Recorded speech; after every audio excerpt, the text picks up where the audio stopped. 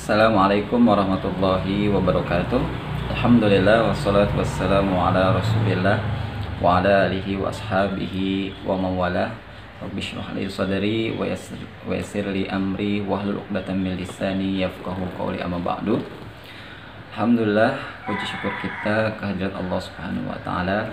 Pada pagi hari ini kita bisa merasakan nikmatnya serta kita diberikan kesempatan oleh Allah Subhanahu wa taala untuk menjalani aktivitas kita.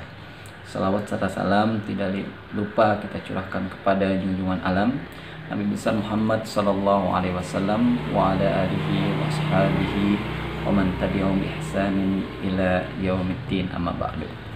Kita akan lanjutkan pembahasan kitab Ta'limul Muta'allim. Tentunya ini salah satu metode saya dalam belajar. Mudah-mudahan siapapun yang menyaksikan video ini mendapatkan manfaatnya di sisi Allah Subhanahu wa taala. Amin amin ya rabbal alamin. Kita lanjut ke belajar ilmu akhlak. Sebelumnya sudah kita sampaikan apa saja ilmu yang harus kita pelajari serta kewajiban-kewajiban terhadap ilmu itu sudah dijelaskan di video sebelumnya, silakan dicek. Wa kadzalika fi sairil akhlaqi nahwil jud wal bukhli wal jubni wal jur'ah wat takabbur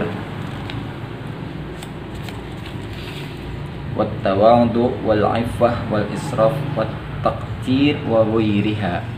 Demikian pula wajib mempelajari dalam bidang studi akhlak. Nah, akhlak ini adalah sikap, akhlak ini adalah tingkah atau perilaku yang sudah ada dalam diri kita. Namun perlu juga kita pelajari bagaimana sikap seorang muslim, bagaimana tingkah laku, perilaku serta tata cara dia dalam berinteraksi dan merespon ya orang lain. Maka sebenarnya ilmu tentang akhlak ini wajib juga untuk dipelajari karena ini berkaitan dengan respon kita terhadap apa yang terjadi kepada kita. Semacam sifat dermawan. Nah, seperti halnya dermawan. Maka kita harus mempelajari tentang sifat dermawan. Dermawan itu berarti sikap di mana seseorang dia tidak kikir, tidak pelit dalam mengeluarkan hartanya. Kemudian membahas juga tentang sifat kikir. Nah, berarti ada yang boleh, ada yang tidak boleh. Dermawannya boleh, kikirnya tidak boleh, pelitnya tidak boleh. Nah, itu harus dipelajari bagaimana kita harus bersikap atau berakhlak dermawan dan tidak boleh bersifat atau berakhlak kikir. Penakut, nah ini juga tidak boleh. Tapi ada juga takut yang memang fitrahnya. Tapi pada dasarnya fitrah itu juga jangan sampai disalahgunakan. Nekat, ya, memberani. Nah, ini sifat-sifat yang baik. Kemudian sombong. Nah, takabur tidak boleh, ya. Karena sombong itu hanya milik Allah Subhanahu wa taala. Takabur. Kenapa manusia tidak boleh sombong? Karena memang tidak memiliki apa-apa. Ya, sedangkan Allah Subhanahu wa taala lahu ma fis samawati wal ardh, memiliki segalanya. Rendah hati kebalikannya. Nah, ini yang boleh, ya, rendah hati, at-tawadhu, ya. Kemudian menjaga diri, iffah, ya, jangan sampai kita meminta-minta, harus punya iffah, yang menjaga diri. Berlebih-lebihan, ya, kemudian terlalu irit dan sebagainya. Nah, ini adalah sifat-sifat akhlak yang sumbernya dalam hati. Tentunya kita wajib untuk mengetahuinya agar kita bisa mengamalkannya. Fa innal kibra wal bukhla wal jubna wal israfa haram. Nah, kemudian dijelaskan bahwasanya yang namanya sombong, kikir, penakut maupun berlebihan itu haram hukumnya. Nah, jelas ya. Penakut, kikir, sombong, dan berlebihan itu tidak dibenarkan. Maka ini menjadi bahan renungan untuk kita semua supaya kita terhindar dari sifat-sifat ini. wala yumkinu taharruz anha illa bi ilmiha wa ilmi ma yudadduha, dan tidak mungkin menghindari semua itu kecuali dengan mengetahui ilmunya dan ilmu antisipasinya. Nah, kita tuh nggak bisa menghindari sifat-sifat tadi kecuali memang kita tahu ilmunya. Nah, bagaimana sifat kikir? Apa sih sifat kikir itu? Kemudian seperti apa sifat kikir itu? Sombong itu seperti apa? Kita kan istilah-istilah seperti ini kadang kita salah dalam memaknai.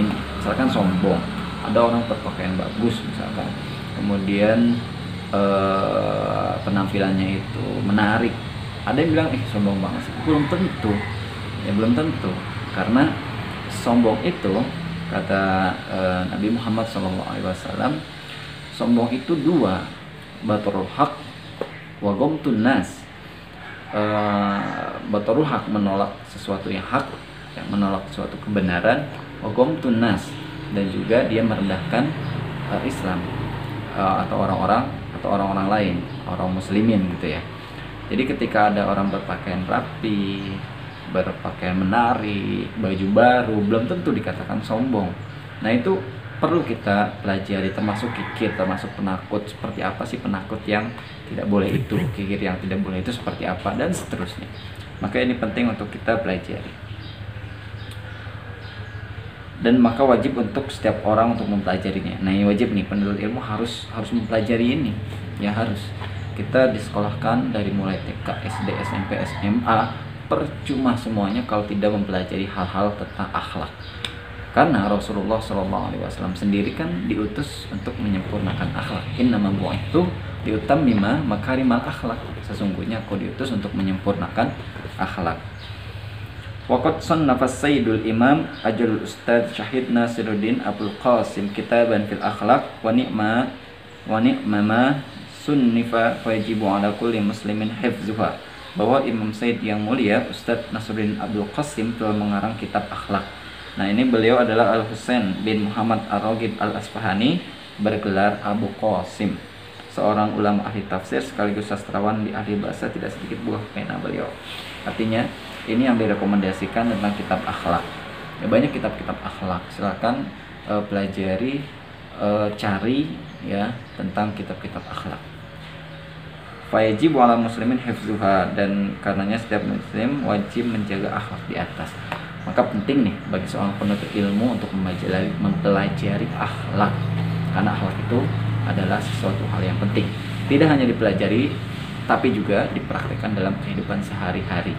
Berapa banyak orang yang berilmu tapi tidak memiliki akhlak. Orang-orang sana yang berilmu, yang sudah dianggap pintar, ya sampai menduduki jabatan tertentu, tidak memiliki akhlak, apa yang terjadi? Kerusakan. Apa yang terjadi? Yang terjadi adalah korupsi, yang terjadi adalah macam-macam. Oleh karenanya penting bagi kita untuk mempelajari ilmu tentang akhlak. Oke. Sekian, mudah-mudahan bermanfaat ya. Jadi penuntut ilmu wajib mempelajari ilmu akhlak. Itu inti pembahasan kita pada hal ini. Ya, mudah-mudahan ada manfaatnya dan semoga kita diberikan ilmu oleh Allah Subhanahu wa taala. Hadanallahu wa iyyakum ajmain. Assalamualaikum warahmatullahi wabarakatuh.